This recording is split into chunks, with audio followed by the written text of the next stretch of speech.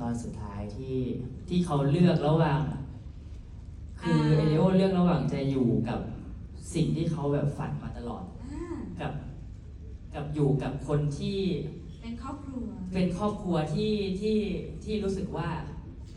เขาอะมีคุณค่ากับคนนี้มันทำให้รู้เลยว่าจริงๆแล้วมันจะดีมากๆเลยนะครับถ้าเกิดเราได้อยู่ในท่ามกลางสิ่งที่ทำให้เขาเรียกว่าอะไรอะมีคุณค่ากับเราแต่ว่าสิ่งที่ยิ่งใหญ่กว่านั้นคือเขาไปอยู่ในที่ที่